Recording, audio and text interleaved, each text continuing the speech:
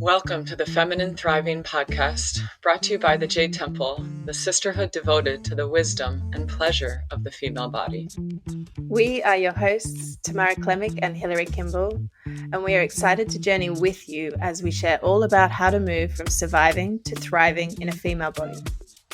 Thriving for us means you feel a sense of safety in your own body, that you are dripping with sensuality and aliveness, that you're experiencing pleasure and orgasms that connect you to your own divinity, and you feel confident, powerful, and abundant walking this planet with a badass community of sisters by your side.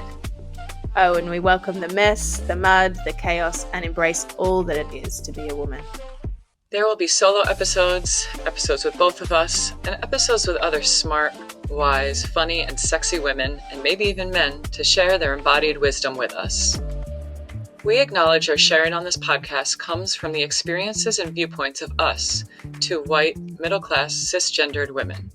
If we ever say anything that causes harm to you or your experience on the planet, please share with us so that we can continue to grow, learn, and bring new perspectives also to this space. So, without further ado, let's drop into today's juicy episode. Hello, hello. Hi. Welcome back, everyone, to Feminine Thriving. I'm here today, Tamara, with my great dear friend and sister, Jaime. Welcome. It's awesome to be here. Super fun. I love this. I just love that in my life I get to hang out with my friends and talk about subjects that we love. And it's called work. On a Monday afternoon. Tuesday, oh my gosh. Don't even need to know what day it is. Amazing. Yeah. So for those of you who don't know Jaime, she is teaching. She's a founder of Cyclical Living. So she's teaching women about their bodies, about connecting to their bodies through their menstrual cycle, also through the fertility awareness method, and also teaching them about somatics and pleasure and what it is to live in a female body. Yeah, that's. I don't know if there's anything else you want to add on top of it in terms of professional announcement of what it is that you do. I think you encapsulated everything perfectly. Amazing. I was quite impressed. I was like, you really do know me. Amazing. Yeah, and so I'm just really excited to be here. As I said, she's also a really good friend of mine. We live here on the island together. And yeah, I'm really excited to just drop in and have this conversation and talk deeply about your wisdom, of which there is so much wisdom that Jaime has to share with us about these topics. And yeah, it's a real pleasure to be here. And so, yeah, with this podcast, as you know, it's quite new, but we've had one other special guest. But one of the things that I would like to do with the guests that come on here is just start with a question. And that question is, what does feminine thriving mean to you? Of course, you probably would answer that question differently every day of the week. But for you in this present moment today, what comes up for you when I ask you that question? What does feminine thriving mean to you? And just to give you a context, that for us is in a female body. What does it mean to move from surviving to thriving in a female body? Feminine thriving. I noticed just words like connection to body, connection to self, to our truth, to trust in this body, to move from safety, this sense of safety that we cultivate from within, and walk the life that we wish to, truly our heart wishes to live, to be in that place, to wake up and excited to do the day and to feel full as you move through your day. I get goosebumps saying it. Like, that for me is thriving. Feeling excited and joyful and grateful to be living every day is a result of thriving. I can keep going or I can pause. Super beautiful. And what I love is you talked about like the results of thriving. And I guess what I'm curious to know is like, what do you think are some of the inputs to get to that result? The key things that have worked for you, because I observe you for sure as a woman that is living a life that you wake up and enjoy to live and is thriving and connected to your body and all of those things that you're talking about. So what are the inputs that have helped you to get there? I would say if there's a theme, it is continuously coming back to connect to the body. And so, for example, yoga was definitely a huge input to coming more into my body and coming more into myself and starting to get a glimpse of thriving. And then deepening into womb yoga, for example, or then the cyclical menstrual cycle wisdom, and then understanding the nervous system. And so all of these kind of like deepening into the wisdom of this body through tools that allow me to get closer and closer and closer to the flame of who Jaime is. And from there, continuously showing up and discovering each day who I am and how to thrive. Because it's constantly changing. But when I'm inhabiting this body, I understand and I hear her messages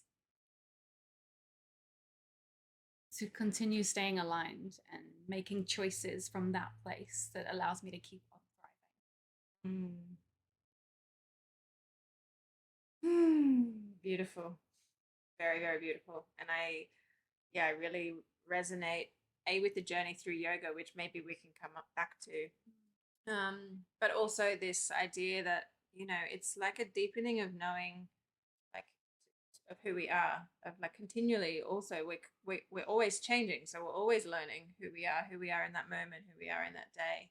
And just knowing that actually the answers of discovering that deeper and deeper and continually discovering that is through this human flesh suit, female body that we get to do life in. So maybe we can go through, like, I loved that you just shared a little bit of your journey from like yoga, womb yoga, going through, then coming into also like menstrual awareness and nervous system stuff. Maybe you can just start with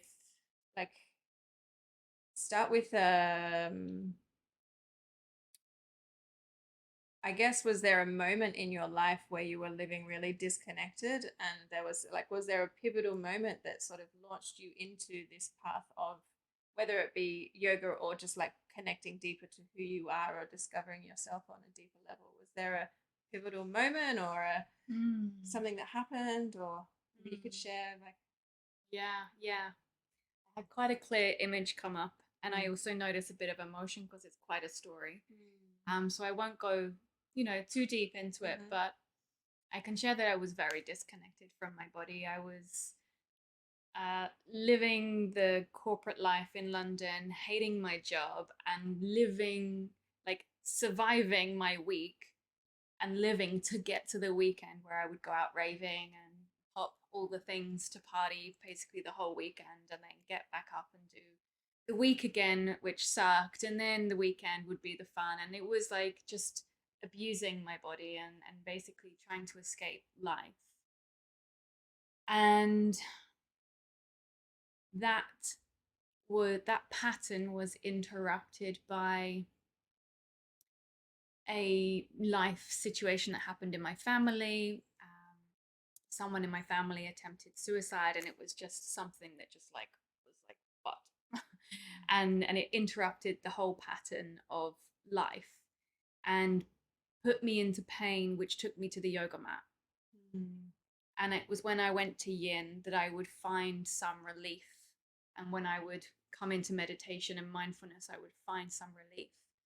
And then in that relief, it was not just relief from the thing that took me there, the suicidal situation, but actually life.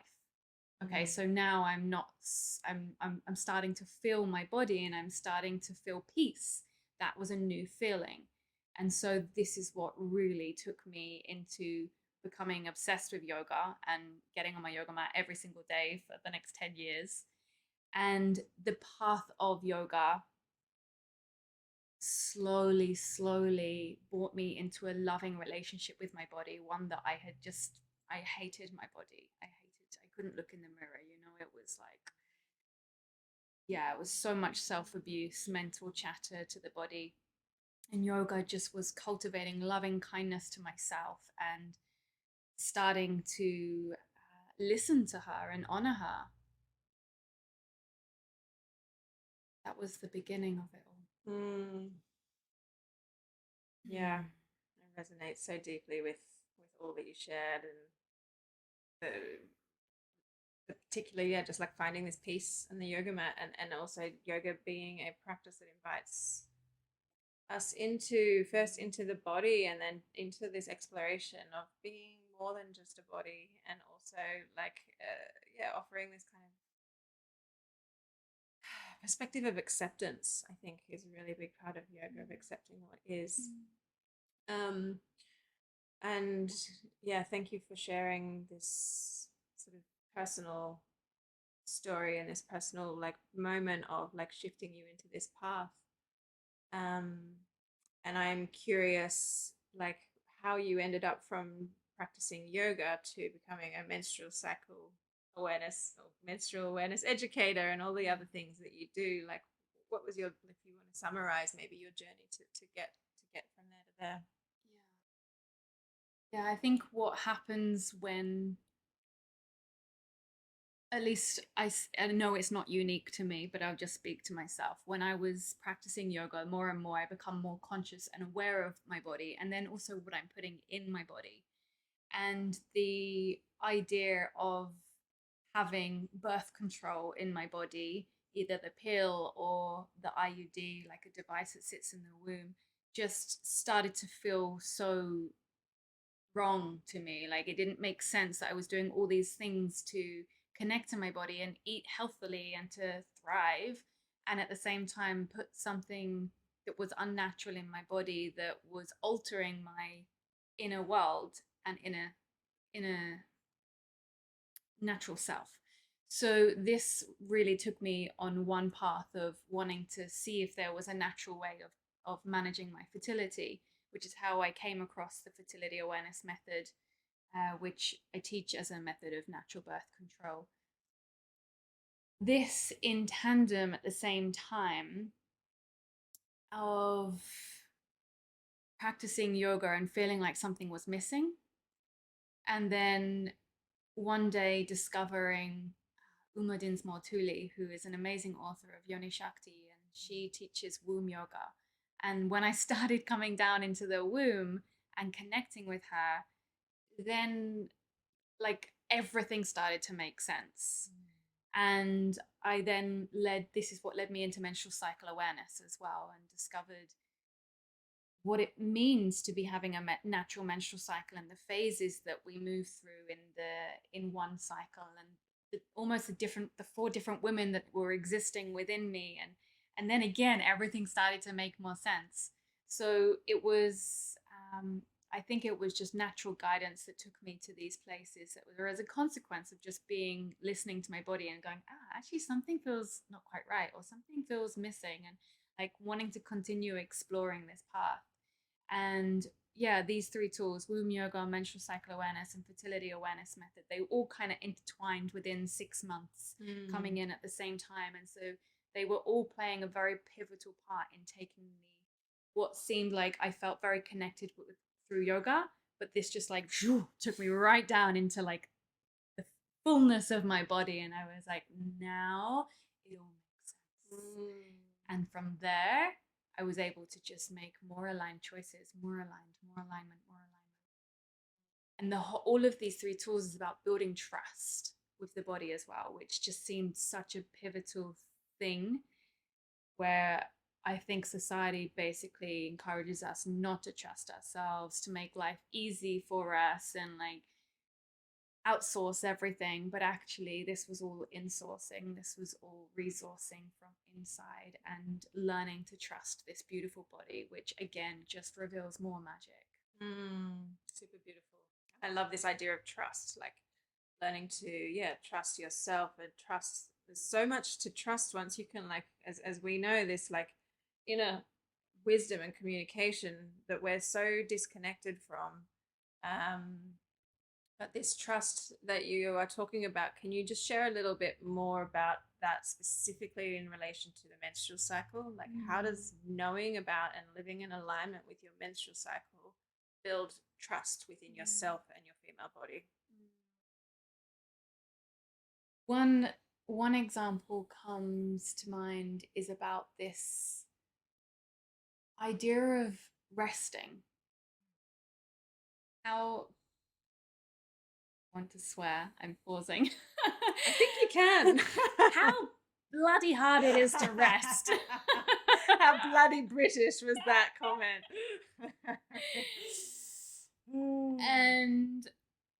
And this takes trust to just go, I believe my body's asking me to rest. Okay, so I can have, like, something else comes up as I say that. Resting, particularly in relation to exercise, I was obsessed. So I would push my body very much from such a young age. Like 14, I was in the gym every day, making sure that I was exercising to stay a certain shape, which ironically didn't ever work. And I just gained more weight because I was just like stressing my body out so much. So there came a point of like needing to trust that relaxing and resting is as effective as going to the gym or as doing, and needing to experience, lean into trust and experience how that really impacts positively my life. Something as simple as resting. Another big piece that's more related to the fertility awareness method, where we use this for birth control, the amount of trust that you cultivate or have to cultivate through that process is immense, because society has fed us with so many stories or beliefs that, you know, women still walk around now thinking that you can fall pregnant if sperm enters you, then, and that can happen at any point in the cycle. So there's this unlearning or re-remembering that needs to happen, that actually we're only fertile for 6 days in the cycle. And yes, you can trust yourself to work out when those 6 days are, even though people will suggest you can't. Doctors will say you cannot. That's not a viable method. It is. It's like 99.6% effective. So there's this deconditioning and re-remembering that has to happen from within, which naturally happens when learning the method.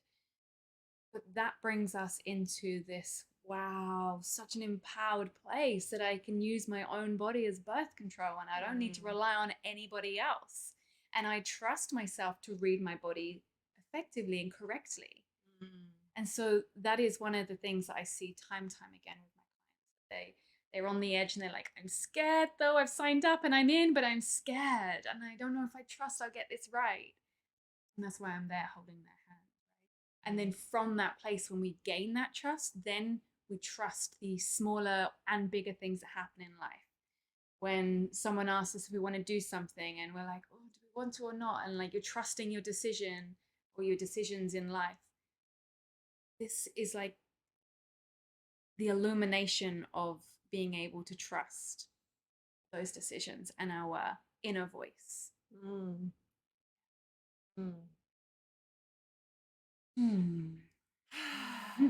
So much yumminess, and just letting it settle and land. And yeah, I think both of those topics, I mean, there is a few topics in there, but I wouldn't mind coming back to the rest. And I'm just going to move this slightly forward because as the sun is going down, so is our light. So, yeah, rest. Wow. And it's funny that even as we talk about rest, sometimes we even need to bring it back to the language of it's as effective as doing, because we're so fucking programmed to be achieving and succeeding and transforming and growing and evolving. And like, actually a big part of what I like really want to do with my work or with our work with the Jade Temple and with this podcast as well is like, almost just like allow this information to just like settle into the body, and for us to then go, okay, that's enough. We don't need to like go and do something and like do like take 10, I don't know, set some goals, and now we've got to go and like put resting on our list of goals so that we can achieve more, and it's just like, oh, let's just like let this information settle into the body and be with it, and like know that there's nothing to fix about ourselves, that there's nothing that we need to fix here or to get anywhere, but just to, yeah, we keep just coming in deeper and deeper into contact with who we are and what we need and what we desire. Anyway, that's a like slight tangent off my question around rest. How does rest, like, how does it live in your life? Like, how does it actually manifest in your life? How do you incorporate it? Is it only when you're bleeding, or are there other points when you're like, just what does the role rest have to play in your day-to-day life? How does that manifest?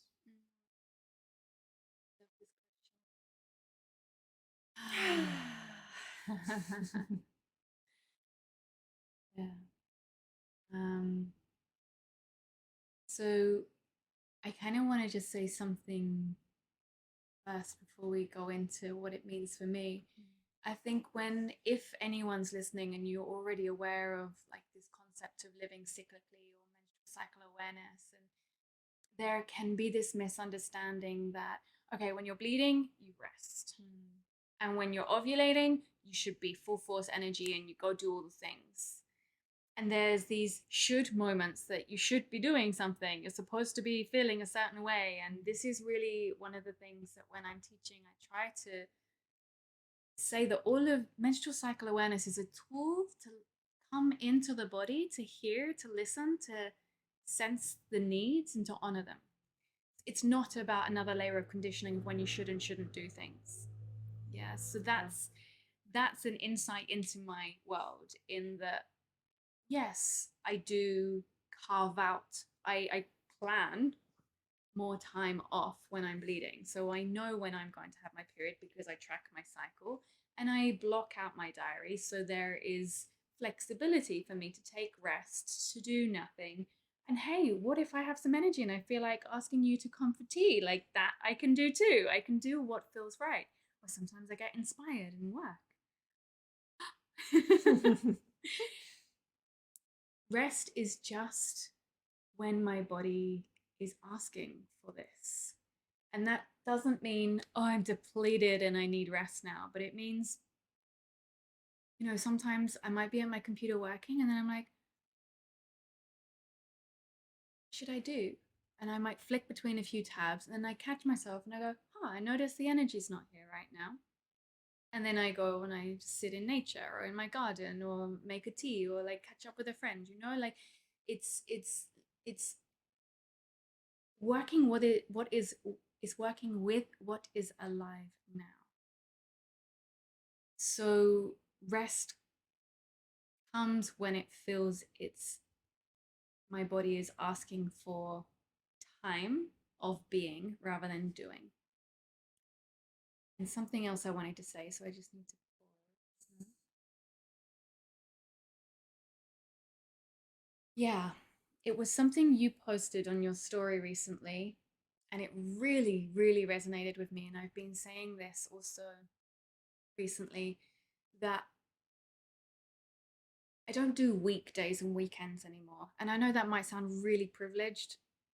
I did do it, trust me. I did the whole corporate thing, and I have got to a point now where I've created the life that I want to live, and to have that freedom and the structures and the safety to live the way I want to live.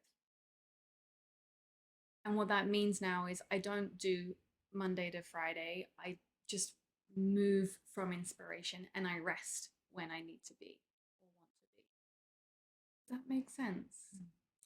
It does make sense, and obviously that's it's the way that I am now living as well. And I would say for us, we have created that life, and in many ways it is privileged. It's been a like real choiceful decision, and we've done a lot of things that have allowed us to live life almost down to the detail of choosing how and when and crafting our life, and it is possible for many, but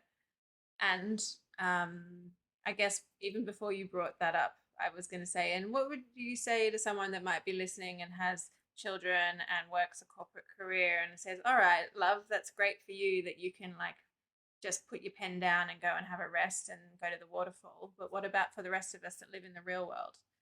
What would you say to someone that said that?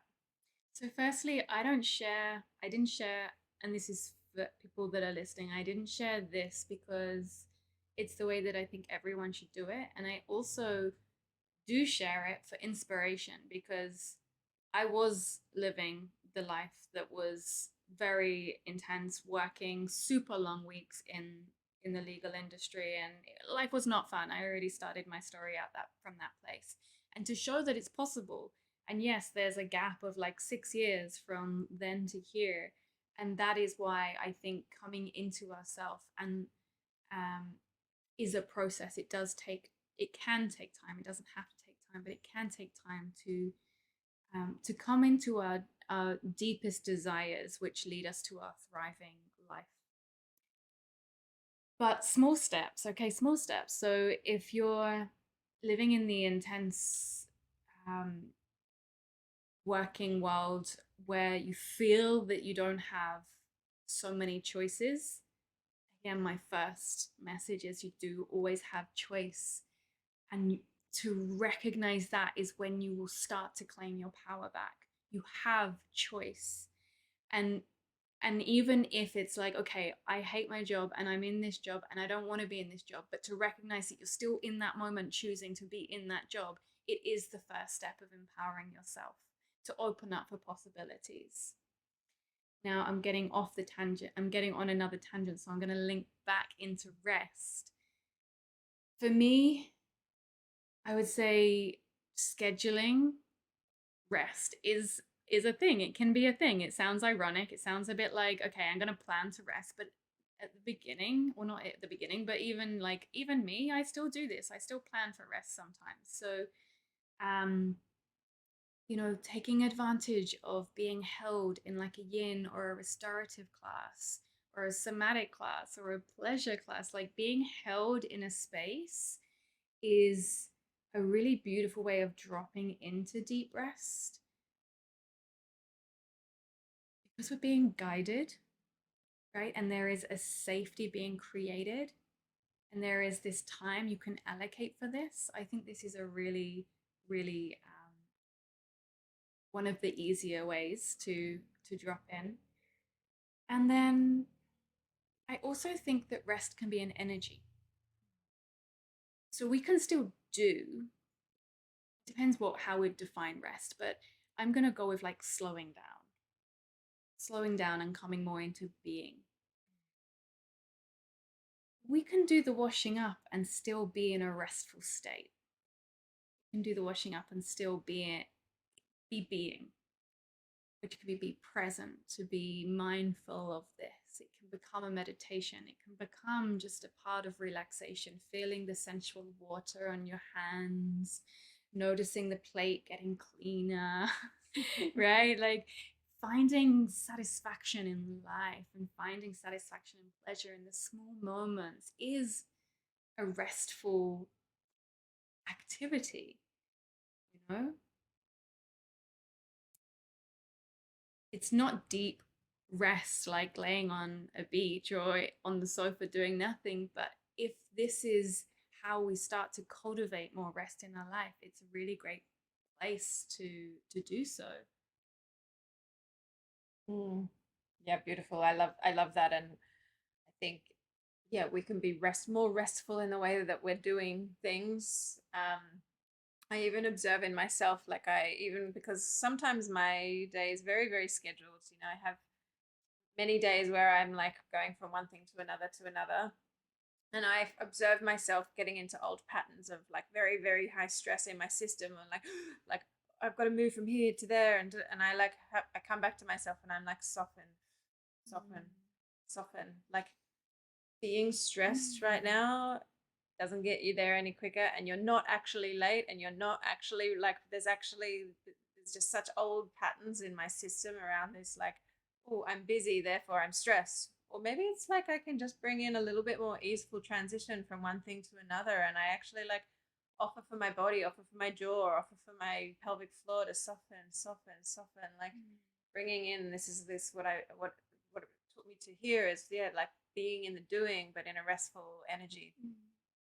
um and yeah, just to piggyback on a few other things that come to me is that I try to have at least one day a week, which is very privileged, and so maybe it's 2 hours a week or whatever it is that maybe you can carve out in your schedule, but have time that's blocked off for flow, for like choosing what it is that you want to do in that moment. So many of us like overly schedule our entire week, even for fun stuff, for like catching up with friends and for doing this, and that's like even all of that adds to the schedule, so for me, like rest, maybe just like what we're talking about, even with the bleeding, when we're in our bleeding phase of our menstrual cycle, but just like having time scheduled so that you can listen. Maybe there are other times that you have to kind of push through a little bit more and get shit done, but maybe just having some places that are scheduled and blocked off so that there can be this deeper attunement and listening to what do I really desire in this moment.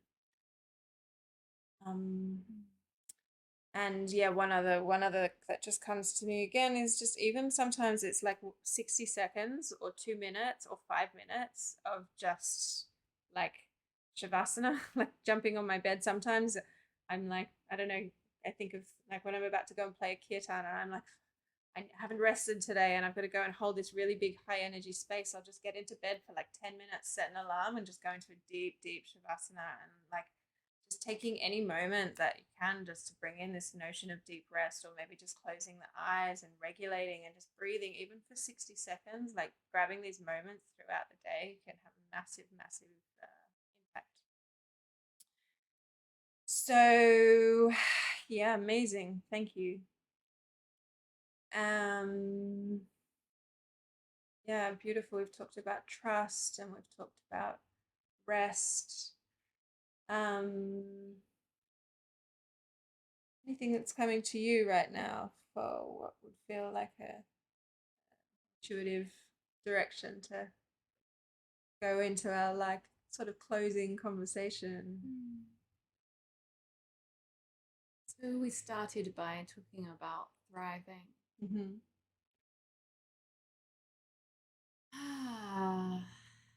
Yeah.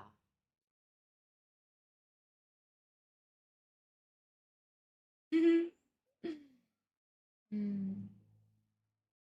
have a clear direction. Amazing.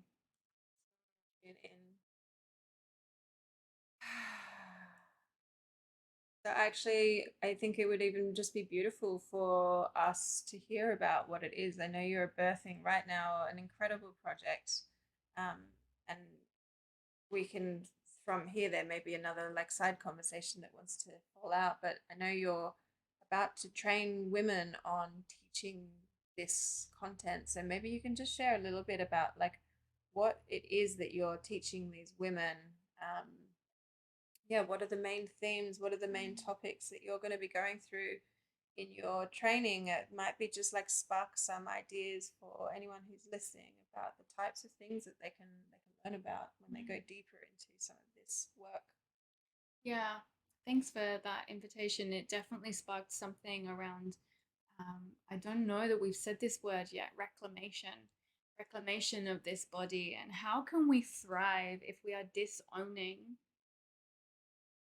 very powerful parts of ourselves? And that is one of those places is the menstrual cycle, which society has disowned, disconnected us from. And I do believe there is this reawakening, where women are starting to question like things that don't seem to make sense, being given the pill to deal with period pain or being given birth control to fix hormonal concerns, when we're kind of starting waking up to this fact that this isn't good enough. And so I do love that it's coming up to the surface, and there's so much more to do in relation to reclaiming this menstrual cycle as a way of inhabiting our body and our power. And this is one of the topics for sure that we'll be talking about in the training. The training is called Embodied Menstrual Cycle Educator. So it's for women that are either wanting to go on their own journey. It's a 4-month journey into understanding our menstrual cycle and how it impacts us physically, mentally, emotionally, and spiritually in our everyday life, and how we use it as a personal development tool, a growth tool, a tool to come into our authentic self and to thrive.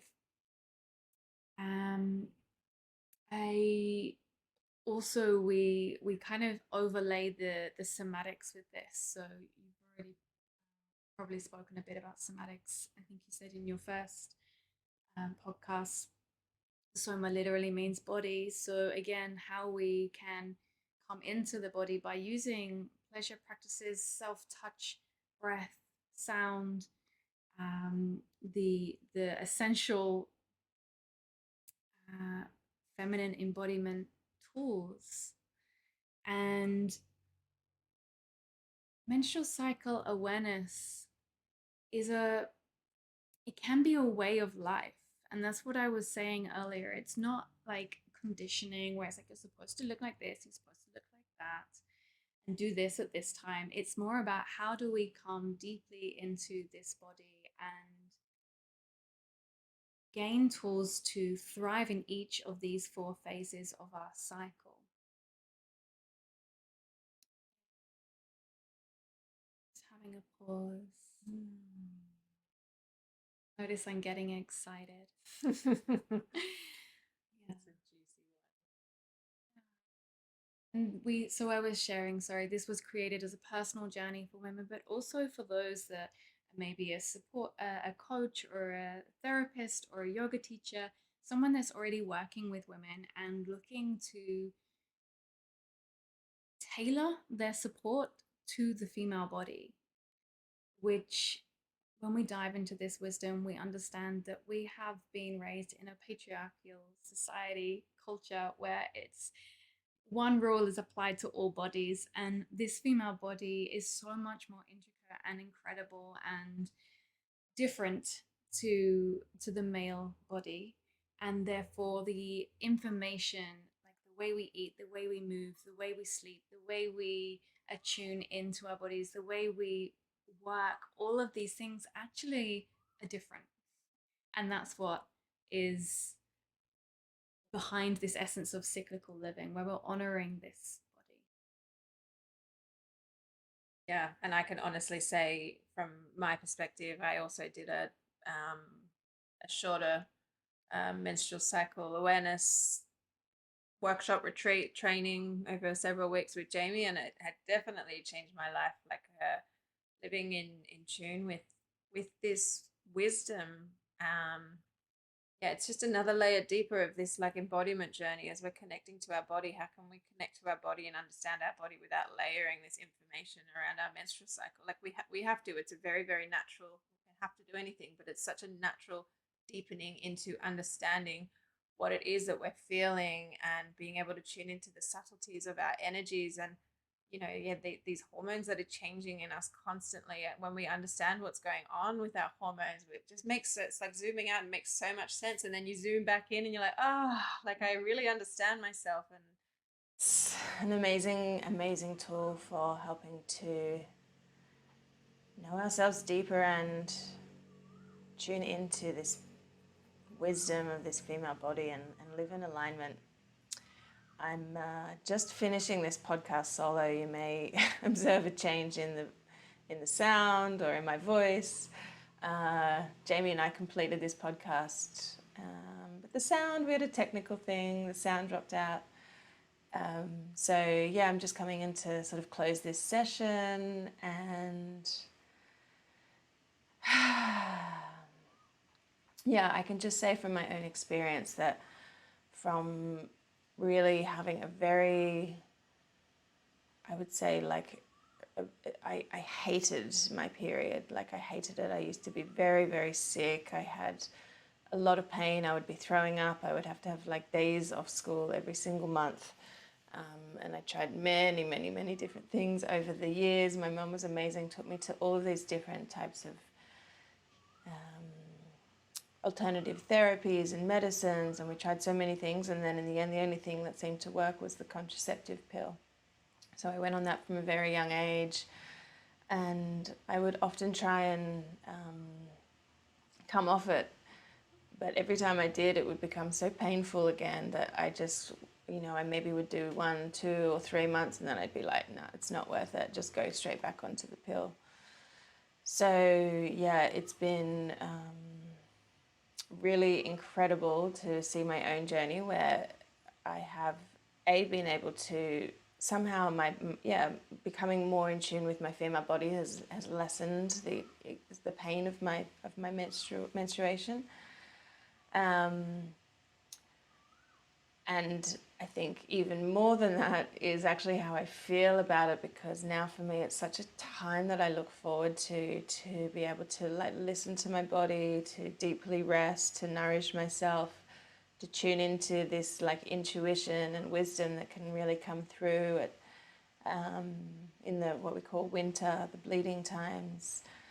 And yeah, having studied some of this, not as deeply as will be taught in this beautiful training, but it really has changed my life and the way I relate to my female body, and allowed me to just live cyclically. It's kind of, I love the name of Jaime's business, because it is cyclical living, living in tune with our nature, just like nature.